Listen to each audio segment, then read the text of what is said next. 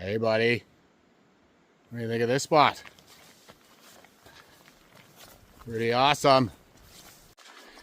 Hey everybody, Jeff Evely here out in Cape Breton, Nova Scotia, and it looks like we have some idea as to what it is that's been holding up our trade deal with the United States this entire time. Pete Hoekstra, the American ambassador to Canada, was just in the news talking about steel, aluminum, oil, and uranium. You know who else was talking about those four things during the last federal election?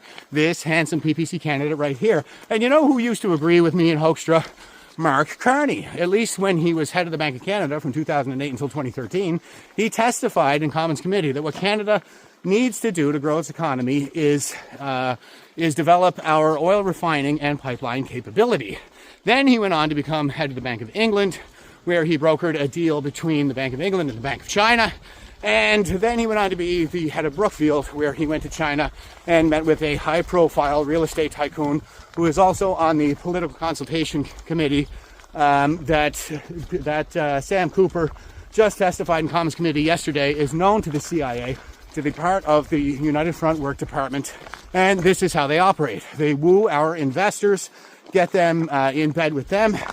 Carney then goes on to be Trudeau's close advisor in 2020, where he benefited from the lockdowns that destroyed the small business sector, soaked up all that wealth into the corporate sector for vampires like Carney to feast on.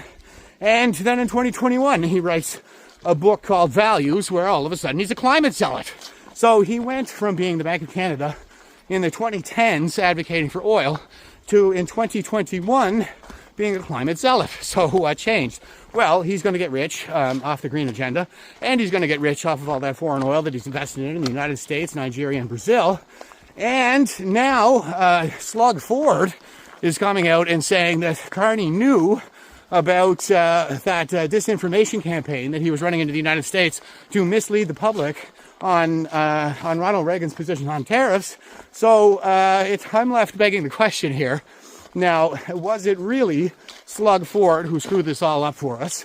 Now, I do believe that he is sufficiently undisciplined and dumb enough to do that on his own volition.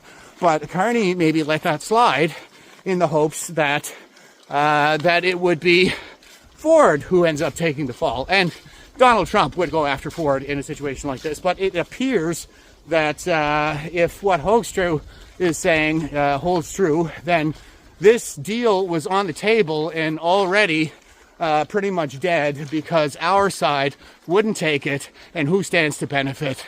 None other than Mark Carney himself. All right, that's it for me today, guys.